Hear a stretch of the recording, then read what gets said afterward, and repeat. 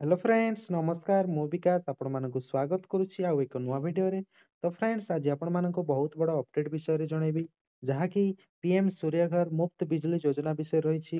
देखंतु जदि आपण माने 1 किलोवाट रो सोलार पैनल आपण घरे लगाउछंती तो आपण को मात्र 5000 टंका रे आपण ए सोलार पैनल घरे लगाई पारे। हाँ दर्शक बंधु मात्र 5000 टंका रे आपण आपण घरे सोलार पैनल लगाई पारे। देखंतु आपण जानिथिबे पूर्वरु 1 किलोवाट रो सोलार पैनल लगाउथिले हमको पाखापाखि 60,000 टंका खर्च करबाको पडुथिला। तो एबे एहार सब्सिडी आस जाइछि। एहार दुई गोटी सब्सिडी रहिछि, सेंट्रल सब्सिडी रहिछि एवं स्टेट सब्सिडी रहिछि।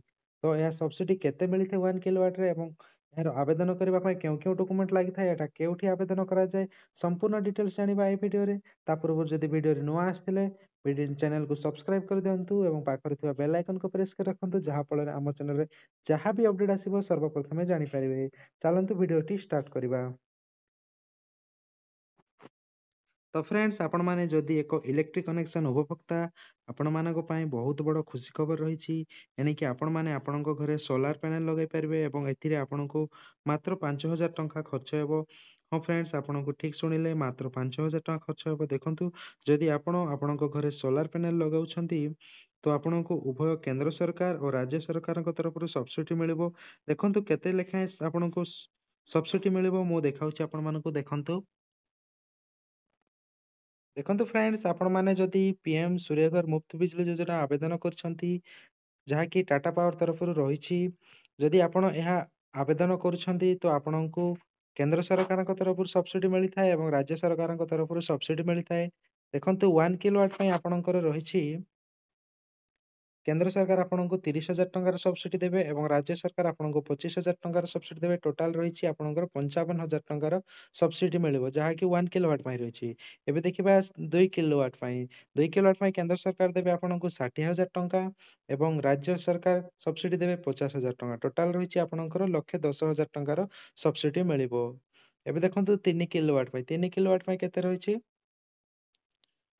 78,000 टंका केंद्र सरकार सब्सिडी देवे एवं राज्य सरकार देवे 60,000 टंका सब्सिडी। टोटाल रही 1,38,000 टंकार सब्सिडी मिलिबो।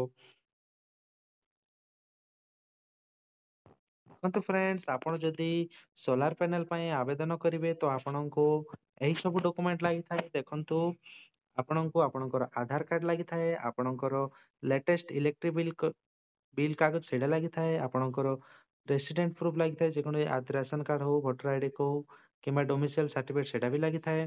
कंसेंट फॉर्म जहा कि आपन से डिस्कम तरफ दिया जिवो से फॉर्म टी लागिवो एवं रूफटॉप ओनर प्रूफ माने जे आपनकर घर पटा सेटा भी लागि थाए एवं गोटे आपनकर पासपोर्ट साइज फोटो लागि थाए। ए सब डॉक्यूमेंट थिले ही आपण पीएम सूर्यघर मुफ्त बिजली योजना रे आपण मानको सोलार पैनल पय आवेदन करि परिबे। ए आवेदन करिबा पय आपनको ऑफलाइन रे भी आवेदन करि पारबे, ऑनलाइन रे मध्ये आवेदन करि पारबे। ऑनलाइन रे ऑनलाइन सेंटर जाई के आवेदन करिवे एवं ऑफलाइन रे आपनकर जो इलेक्ट्रिक ऑफिस रही सेठारे जाई मध्ये आपण यह आवेदन करि पारबे। तो देखंतु आपण माने पीएम सूर्यघर मुफ्त बिजली योजना विषय रे उभय सरकार तरफ केते लेखा सब्सिडी मिलिबो सेटा आपण मानको देखैले आपण मन बुझिथिबे। तो देखंतु 1 किलोवाट पय आपनको 55,000 टका उभय केंद्र सरकार और राज्य सरकार तरफ सब्सिडी मिली थाए एवं 2 किलोवाट पय 1,10,000 टकार सब्सिडी मिलिछि एवं 3 किलोवाट पय 1,38,000 टका सब्सिडी मिलुछि।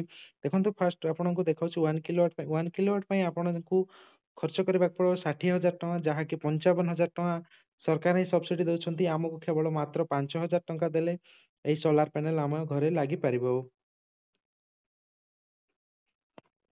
तो फ्रेंड्स आपण मानकु जदि ए पीएम सूर्यघर मुफ्त बिजली योजना विषय रे आवेदन करिवार अछि तो शीघ्र शीघ्र जाई आवेदन कराई नियंतु। एहा उभय ऑनलाइन एबा ऑफलाइन रे आवेदन करा जाउछि।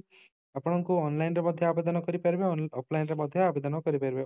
ऑफलाइन रे आपनको इलेक्ट्रिसिटी ऑफिस रे जाई के आवेदन करिवे एवं ऑनलाइन रे आपण जे कोनोसी सीएस सेंटर जाई के भी आपण आवेदन करि पारबे। तो शीघ्र शीघ्र जाई आवेदन करंतु एवं मात्र 5,000 टंका रे आपण ए सोलार पैनल लगाई नियंतु। वीडियोटी एतिक रे शेष करछि। वीडियोटी भल लागितले लाइक करंतु, संग मानक सहित शेयर करंतु एवं चैनल रे नवा आस्तले चैनल को सब्सक्राइब करि रखंतु।